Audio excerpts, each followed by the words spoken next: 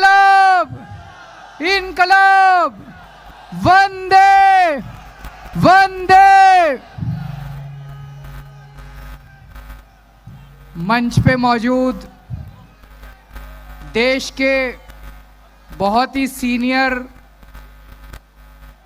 नेता और महाराष्ट्र के पूर्व मुख्यमंत्री शरद पवार साहब, सुप्रिया सुले ताई, मंच पे मौजूद इंडिया गठबंधन के सभी नेतागण और यहाँ पे इतनी भारी संख्या में आए हुए मेरे सभी प्यारे बहनों, भाइयों, माताओं, बुजुर्गों, बच्चों, आप सब लोगों को मेरा नमस्कार, सबको मेरा प्रणाम।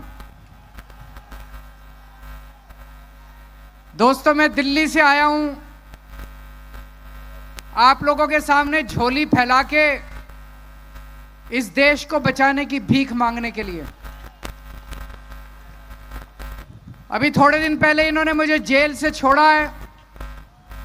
मोदी जी ने मुझे गिरफ्तार कर लिया था थोड़े दिन पहले एक झूठे केस में। जेल से सीधा यहीं आ रहा हूं, अपने लिए वोट मांगने नहीं आ रहा, देश को बचाने की भीख मांगने के लिए आ रहा हूं। सुप्रीम कोर्ट का धन्यवाद करना चाहता हूं। मुझे उम्मीद नहीं थी मैं इतनी जल्दी छूट जाऊंगा। सुप्रीम कोर्ट ने, यह करिश्मा था, चमत्कार था, ऊपर वाले का चमत्कार था। जो लोग ऊपर वाले पे यकीन रखते हैं, भगवान को मानते हैं, मैं तो मानता हूं, ये भगवान के किसी चमत्कार से कम नहीं था कि अचानक एक दिन सुप्रीम कोर्ट ने कहा केजरीवाल को 21 दिन की मोहलत दे रहे हैं, जाओ और जाके चुनाव प्रचार करो।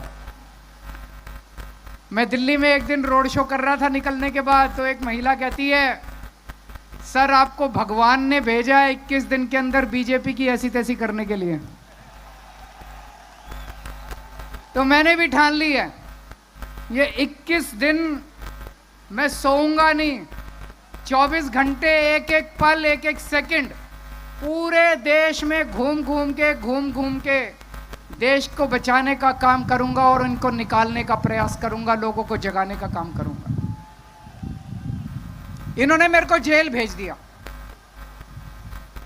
मैं मन में सोच रहा था मेरा कसूर क्या है, मेरे को क्यों जेल भेजा। मैं छोटा सा आदमी हूं, मेरी छोटी सी पार्टी है, 2 राज्यों में हमारी सरकार है, दिल्ली में, पंजाब में। ये तो बहुत ताकतवर लोग हैं, इनके पास तो इतनी सत्ता है, इतना पैसा है, फिर मेरे को जेल क्यों भेजा। मेरे को जेल इसलिए भेजा क्योंकि दिल्ली के अंदर मैंने गरीबों के बच्चों की शिक्षा का इंतजाम किया। मेरे को जेल इसलिए भेजा क्योंकि दिल्ली के अंदर मैंने गरीबों के सरकारी स्कूलों को शानदार बना दिया। मोदी जी उसको रोकना चाहते हैं। मोदी जी नहीं चाहते कि गरीबों के बच्चों को अच्छी शिक्षा मिले। मैं कहना चाहता हूं मोदी जी, मैंने दिल्ली में 500 स्कूल बनाए, आप 5000 स्कूल बनाओ, 50,000 स्कूल बनाओ देश में, तब आपका बड़प्पन है। केजरीवाल ने 500 स्कूल बनाए, आप उसको जेल में डाल के स्कूल बंद करा दो। ये तो छोटी सोच है, ये तो छोटी मानसिकता है। मेरे को जेल में क्यों भेजा? मेरे को जेल में इसलिए भेजा, मैंने दिल्ली के अंदर शानदार सरकारी अस्पताल बना दिए, शानदार मोहल्ला क्लिनिक बना दिए, सबका इलाज मुफ्त कर दिया। दिल्ली में 2.5 करोड़ लोग रहते हैं, अमीर हो चाहे गरीब हो, सबको शानदार इलाज मिलता है, सारी दवाइयां फ्री, सारे टेस्ट फ्री। मोदी जी इसको रोकना चाहते हैं। मोदी जी नहीं चाहते कि गरीबों को अच्छी मिले। आपका बड़प्पन तो है, मैंने 500 मोहल्ला क्लिनिक खोले, आप 5 लाख हर गांव में मोहल्ला क्लिनिक खोलो ना, तब आपका बड़प्पन है। केजरीवाल ने 500 मोहल्ला क्लिनिक खोले, केजरीवाल पकड़ के जेल में डालो, मोहल्ला क्लिनिक बंद कर दो। ये तो छोटी सोच है। और विडंबना देखो, मैंने दिल्ली में सब लोगों की दवाइयां फ्री कर दी, छोटी बीमारी हो चाहे बड़ी बीमारी हो, सबको फ्री दवाइयां, सारी फ्री दवाइयां मिलती है। लेकिन जब मैं जेल गया, 15 दिन तक इन्होंने जेल के अंदर मेरी दवाइयां बंद कर दी। मैं शुगर का मरीज हूं 20 साल से, बहुत हाई शुगर रहती है मेरे को। इंसुलिन का इंजेक्शन लगता है रोज, 4 बार इंजेक्शन लगता है रोज मेरे को। 52 यूनिट इंसुलिन लेता हूं मैं। जब मैं जेल गया 15 दिन तक इन्होंने मेरे को इंसुलिन का इंजेक्शन नहीं दिया। मैं कहता रहा, मेरी 300 शुगर 350 शुगर हो गई। अगर कई दिन तक लगातार ज्यादा शुगर रहे तो किडनी खराब हो जाती है, लिवर खराब हो जाता है। मुझे नहीं पता ये मेरे साथ क्या करना चाहते थे, लेकिन इतिहास गवाह है, ऐसे बहुत किस्से हुए हैं जब विपक्षी लोगों को, विरोधियों को जेल में डालकर उनको शारीरिक तौर पे खत्म कर दिया गया। मुझे नहीं पता ये मेरे साथ क्या करना चाहते थे। ये मेरे को इसलिए इन्होंने जेल में भेजा क्योंकि दिल्ली में मैंने सबकी बिजली फ्री कर दी, 24 घंटे फ्री कर दी। अब दिल्ली में सबको फ्री बिजली मिलती है। मोदी जी, आप तो इतने बड़े नेता हैं, इतने ताकतवर नेता हैं। मैंने दिल्ली में और पंजाब में फ्री बिजली करी, आप पूरे देश में फ्री बिजली करो ना, तब तो आपका बड़प्पन है। आप केजरीवाल को जेल में डाल के दिल्ली की बिजली फ्री रोकना चाहते हो, ये तो कोई बड़प्पन नहीं है दोस्त। 7% वोट मिले। बांग्लादेश के अंदर अभी थोड़े दिन पहले चुनाव हुए, सारे विपक्षी नेताओं को जेल में डाल दिया और चुनाव करके शेख हसीना जीत गई। पाकिस्तान के अंदर अभी चुनाव हुए, इमरान खान जो वहां के सबसे बड़े नेता, उनको जेल में डाल दिया, उनकी पार्टी को तहस नहस कर दिया, उनका सिंबल छीन लिया और फिर चुनाव कर रहा है और जीत गए। मोदी जी अब पाकिस्तान और बांग्लादेश से सीख के यही काम अब देश के अंदर, भारत के अंदर करना चाहते हैं। एक टाइम ऐसा था जब पाकिस्तान और बांग्लादेश हमसे सीखा करते थे, आज मोदी जी बांग्लादेश और पाकिस्तान से सीख रहे हैं। उन्होंने मेरे को गिरफ्तार कर लिया और अब कह रहे हैं दिल्ली में जीत जाऊंगा, फिर भी नहीं जीतने जाएंगे। मेरे को जेल में रख लेते तब भी हार जाते मोदी जी। इन्होंने मेरे को गिरफ्तार कर लिया, मनीष सिसोदिया को गिरफ्तार कर लिया, सत्येंद्र जैन को गिरफ्तार कर लिया, कांग्रेस पार्टी के बैंक अकाउंट फ्रीज कर दिए। कांग्रेस पार्टी जो दूसरे नंबर की पार्टी है, उनके बैंक अकाउंट फ्रीज कर दिए और कहते हैं मैं चुनाव लड़ूंगा। अब आम आदमी पार्टी के बैंक अकाउंट फ्रीज करना चाहते हैं। शिवसेना को चोरी कर लिया, जो अभी संजय सिंह ने कहा, शिवसेना के 2 टुकड़े कर दिए, एनसीपी के 2 टुकड़े कर दिए, ममता दीदी के कितने मंत्रियों को गिरफ्तार कर लिया, स्टालिन के कितने मंत्रियों को गिरफ्तार। ऐसे चुनाव लड़ोगे और जीतोगे? ये तो कायर आदमी करता है, कायर है मोदी जी। अरे बहादुर हो तो आंख में आंख मिला के चुनाव लड़ो ना, सीधे सीना चौड़ा करके चुनाव लड़के दिखाओ। ये तो कायरों की निशानी है। इस तरह तो देश के जनतंत्र को खत्म कर रहे हैं, बाबा साहब अंबेडकर के संविधान को खत्म कर रहे हैं दोस्तों। एक और चीज मैं बताना चाहता हूं। 2014 में जब मोदी जी आए थे, उन्होंने एक रूल बनाया था। उन्होंने रूल बनाया था कि बीजेपी में जो भी नेता 75 साल का होगा उसको रिटायर कर दिया जाएगा।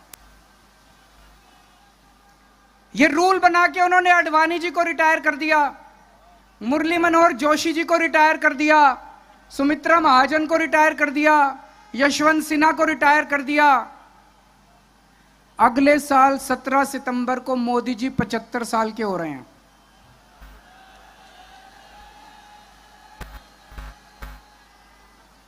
तो जाहिर तौर पे मोदी जी भी रिटायर होंगे। अपना रूल बनाया उन्होंने तो अपने ऊपर तो लागू करेंगे वो। जब मैंने बोला थोड़े दिन पहले, पता नहीं आपने देखा कि नहीं देखा, मैंने थोड़े दिन पहले बोला कि अगली साल मोदी जी रिटायर होंगे और अमित शाह को प्रधानमंत्री बनाएंगे, तो सारे बीजेपी के नेता चढ़ गए, नहीं नहीं मोदी जी रिटायर नहीं होंगे, नहीं नहीं मोदी जी रिटायर नहीं होंगे। मोदी जी ने नहीं बोला कि मैं रिटायर नहीं होऊंगा, मोदी जी रिटायर होंगे और अमित शाह को बनाएंगे प्रधानमंत्री। तो इस साल जो वो वोट मांग रहे हैं मोदी जी, वो अपने लिए वोट नहीं मांग रहे, वो अमित शाह को प्रधानमंत्री बनाने के लिए वोट मांग रहे हैं। तो आपके घर के आसपास जितने बीजेपी वाले रहते हैं, जितने बीजेपी के समर्थक रहते हैं, सबको बोल देना सोच के जाना जब वोट डालने जाओ।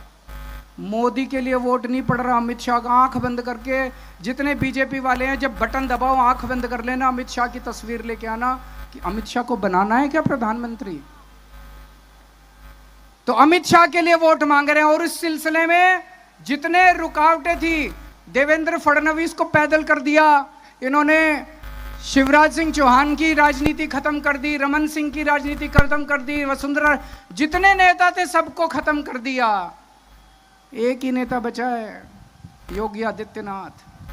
2 महीने के अंदर उसको हटाने जा रहे हैं। योगी आदित्यनाथ अब उत्तर प्रदेश के सीएम नहीं रहेंगे।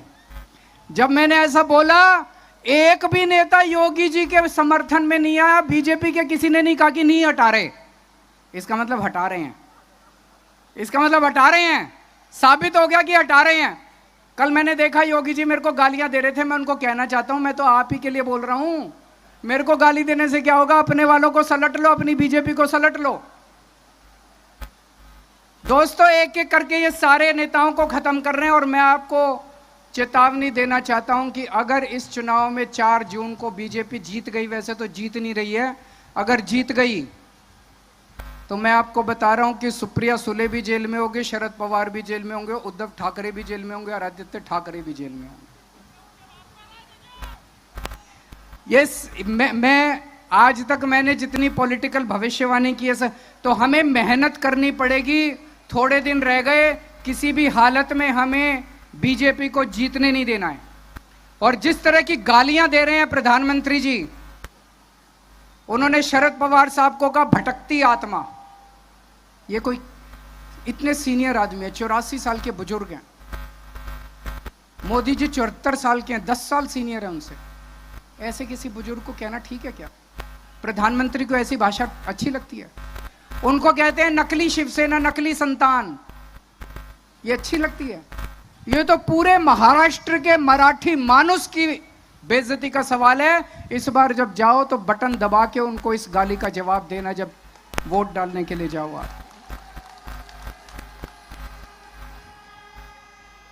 यहां के कैंडिडेट हैं बाले मामा, उनको रिकॉर्ड जीत आप लोगों को दिलवानी है। ज्यादा से ज्यादा वोट देके, बटन दबा के उनको वोट देना, रिकॉर्ड मार्जिन से उनको जिताना। लेकिन मैं आज महाराष्ट्र में उनके लिए तो वोट मांग ही रहा हूं। मैं महाराष्ट्र में आज आया हूं पूरे इंडिया गठबंधन के लिए वोट मांगने के लिए। एनसीपी का चुनाव चिन्ह ये तुतारी बजाने वाला आदमी है, इसका खूब प्रचार करना है। मैंने सोशल मीडिया पे एक आदमी को देखा था, मैं बहुत चिंतित हो गया उसको देख के। वो आदमी कह रहा था, जब वो वोट देके बाहर निकला, उससे किसी मीडिया वाले ने पूछा किसको वोट दिया, बोला शरद पवार को। बोलो क्या निशान? बोला घड़ी। ये कंफ्यूजन है कुछ लोगों के अंदर। आपको प्रचार करना है अपनी गली में, अपने गांव में, अपने मोहल्ले में, सबको बोल देना कि असली वाली एनसीपी, शरद पवार वाली एनसीपी का चुनाव चिन्ह घड़ी नहीं है, घड़ी पे मत डाल देना। असली वाली एनसीपी का चुनाव चिन्ह क्या है? तुतारी वाला आदमी। तुतारी वाले आदमी को वोट डालना है और ज्यादा से ज्यादा वोट देके मामा को जिताना है। मैं